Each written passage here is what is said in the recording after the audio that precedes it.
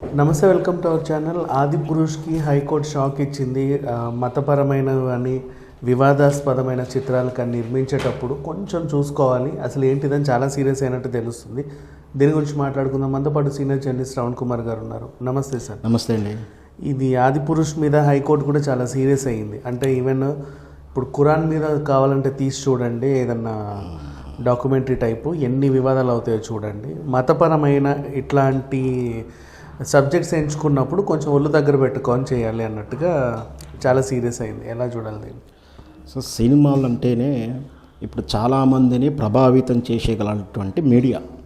ఆ సినిమాలో ముఖ్యంగా కులాలు కానీ లేదా మత విశ్వాసాల ఆధారంగా వచ్చే చిత్రాలలో కాస్త ఆల్రెడీ ఉన్నటువంటి ప్రజా నానుడి ఎలా ఉంది, ప్రజల మనస్తత్వం ఎలా ఉంది, ఈరోజు మెంటల్ కండిషన్స్ ఎలా ఉన్నాయి, అవన్నీ దృష్టిలో పెట్టుకొని వాళ్ళు సినిమా నిర్మించుంటే బాగుండేది. వాస్తవానికి కొందరు పలానా బుక్ ఆధారంగా గ్రంథం ఆధారంగా తీస్తున్నామనో ఇంకేదో రకంగానో లేదు ఫిక్షన్ అని చెప్తున్నప్పటికీ చట్టంలో లొసగుల ప్రకారము వాళ్ళు తప్పించుకునే ప్రయత్నం చేయాలని చూస్తున్నప్పటికీ ప్రజల్లో వచ్చేటువంటి ఈ తిరుగుబాటు లేదా వ్యతిరేకత అది శాంతి భద్రతలకు సమస్యగా తయారవుతాయనే అంశాన్ని కూలంకుషంగా సుప్రీంకోర్టు వారు నివేదించినట్టుగా మనం అర్థమవుతుంది.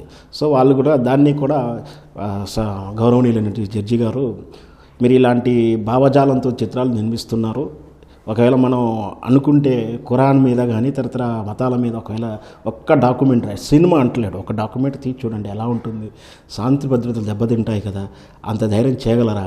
సో ఇలాంటి విషయాన్ని అశ్రద్ధ చేయొద్దు. సో ఆల్రెడీ త్రిశూలు పట్టుకొని నడుస్తున్నటువంటి ఒక చిత్రం గురించి కంప్లైంట్ ఉంది. సో ఇది వేరువేరుగా ఉంది. సెన్సార్ బోర్డు వరకు వీటిని అఫిడవిట్స్ ఏంటి, మీరు ఏ కన్సర్న్ మీద మీరు సర్టిఫికేట్ ఎలా ఇచ్చారు, సో వాటన్నిటికి కూడా రిపోర్ట్ చేయమని చెప్పి వాళ్ళు కోర్టు కోరింది. అదే కొంతమంది మేధావులు అన్నట్టుగా అది అక్కడికే వస్తున్నాను.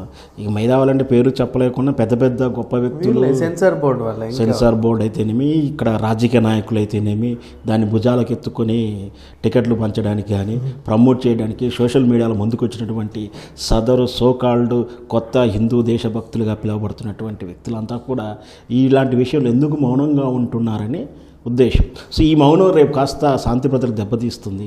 ఇలాంటి చర్యలు జరగడానికి వీలు లేదు. ఆల్రెడీ మనకు సెన్సార్ బోర్డు సినిమాటోగ్రఫీ చట్టం ఉంది, దాంట్లో అన్ని దిశ నిర్దేశాలు ఉన్నాయి, సెక్షన్స్ ఉన్నాయి. ఒకవేళ ఇలాంటి సెక్షన్స్ ఇంకేమైనా లేకపోతే ఇమీడియట్ కూడా ఆ సెక్షన్లు చట్టాన్ని సవరించి పకడ్బందీ చట్టం తీసుకోవాల్సిన అవసరం ఎంతైనా ఉంది. ఎందుకంటే ఈ రోజులంతా సెన్సిటివ్, మత ప్రాతిపాదికంగా మనుషులు విభజించబడి ఉన్నారు, కులాల సిగరెట్ తాగుతున్నట్టు గతంలో మనం చూసేది. గతంలో విదేశీయులు మాత్రమే చేసేవాళ్ళు, విదేశీయులు లేదా కావాలని కానీ కొన్ని కంపెనీలు మనం చూసాము. లిక్కర్ విషయంలో, సిగరెట్ విషయంలో ఈ లక్ష్మీదేవి ఫోటోలు కానీ బ్రాండ్గా వాడడం కానీ, పేర్లే వినాయక బ్రాండ్స్ పెట్టడం, ఇంకా తరచూ కొన్ని అంటే యాడ్ పబ్లిసిటీ కోసం చేస్తున్న టెక్నిక్గా చేశారు. వాస్తవానికి అవే పెట్టాలని ఏం లేదు వాళ్ళకు. సో వాళ్ళంతా కూడా విదేశీయులు, అంటే మన దేశానికి సంబంధించిన వాళ్ళు కాదు, మన మతానికి సంబంధించినటువంటి అవగాహన లేని వారు కాదు. సో వాళ్ళు ఏం చేశారంటే పబ్లిసిటీ కోసం వాళ్ళ ప్రొడక్ట్ ప్రమోట్ చేయడం కోసం వాళ్ళు కూడా తెలుసు ఏదైనా ఇలా జరిగితే మళ్ళీ బ్యాన్ చేయిస్తారు, బ్యాన్ చేయిస్తే మనం బ్యాన్ చేసుకోవచ్చు, విత్డ్రావల్ కావచ్చు. కానీ ఆ అంశం అయితే బయట పబ్లిష్ అవుతుంది కదా. సో అలా చేసినటువంటి వాళ్ళు కానీ ఇప్పుడు స్వయాన మన హిందువులు మన దేశంలో ఉన్న వాళ్ళే ఈ విధంగా మనోభావాలు దెబ్బతీసేలా ఆల్రెడీ మన నరాల్లోనూ రక్తంలోనూ ఒక రాముడు అనగానో దేవుడు అనగానో ఒక రూపంలో ఉన్నాం. సో దాన్ని కాదనుకుంటూ కథాంశపరంగా కూడా దాన్ని వివిధ రూపాల్లో మార్చడం చాలా ఇబ్బందికరమైన పరిస్థితులు వస్తాయి. అండ్ ఇంకా చూడాలనుకుంటే వీళ్ళు ఇప్పుడు ఆదిపురుష్ని ఇన్ని మాట్లాడుతున్నారు కానీ ఎందుకు బ్యాన్ చేయట్లేదు అసలు? అదే కదా ఇప్పుడు ప్రజల్లో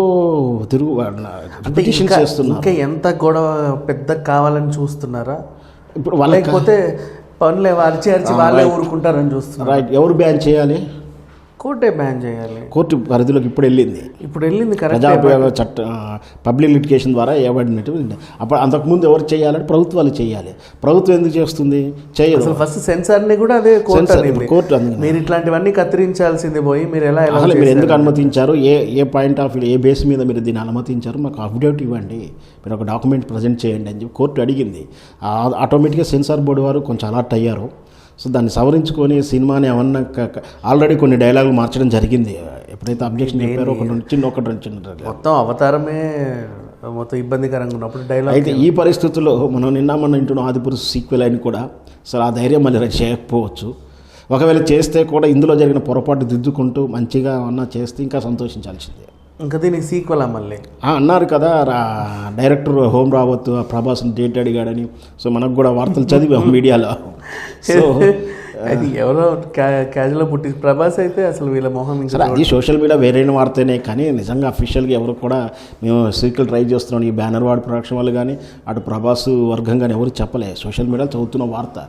సో ఒకవేళ నిజంగా అయితే ఈ సీక్వెల్లో ఇక్కడ జరిగిన పొరపాటు దిద్దుకుంటూ మన హిందువుల మనోభావాలను ఆల్రెడీ పొరపాటు, ఇంకా పొరపాటుకి సీక్వెల్ అంటే ఏం ఆస్కారం లేదు. రేపు సీక్వెల్ టు అంటే రామ పట్టాభిషేక్తో ఆగిపోయిన చిత్రం ఆ తర్వాత ఏం జరిగింది, లవకుశలం ఘట్టం ఎలా జరిగింది అనేది యాస్టీజీగా మనోభావాలు దెబ్బతినకు తీస్తే కొంచెం ఇంకా పాజిటివ్ ఉంటుంది.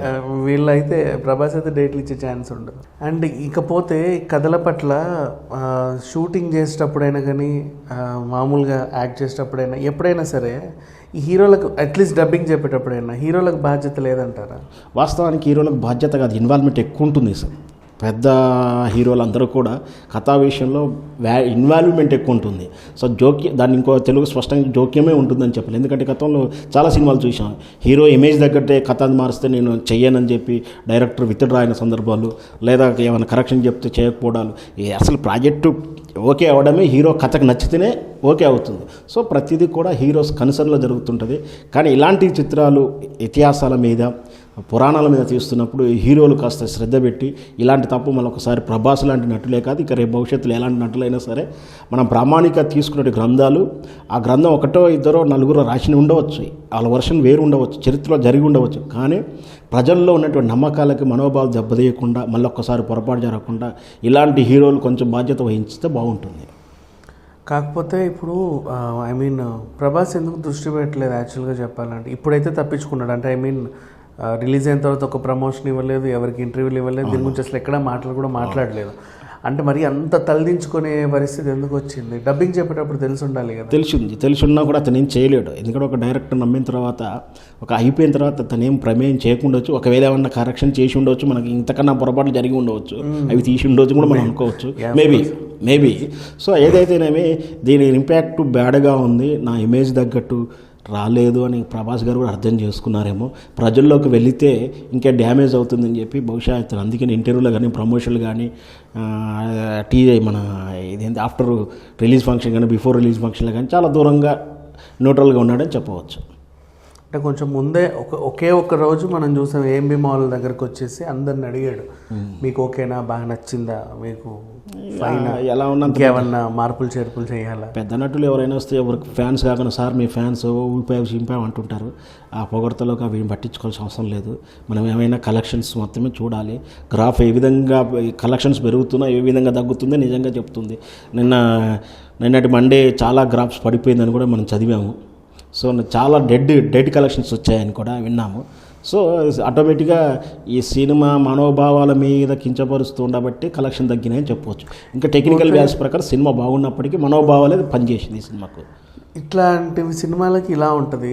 మళ్ళీ డైరెక్ట్ మొన్న పవన్ కళ్యాణ్ అక్కడ దేవుడే సూటు బుట్టు వేసుకొని షూలు వేసుకొని గెంతుతున్నాడు, మరి దాన్ని ఎలా చూడాలి? ఆయన దేవుడే అంటున్నారుగా, ఆయన ఏం చేసినా చెల్లుబాటు అవుతుంది. ఆయన ఫ్యాన్స్ ఆయన దేవుడు అయితే ఇంకా అదే కదా, నిన్న ఎవరో కాంట్రవర్షన్ ఆయన దేవుడే కానీ ఆయన భక్తులు మాత్రం అని చెప్పి కామెంట్ చేస్తేనే కదా అయింది. సో దేవుడు ఏం చేసినా తప్పులేదు, దేవుడు భక్తుల కోసం ఏమైనా చేస్తుంటుంటాడు. Anyway thank you sir. Thank you sir.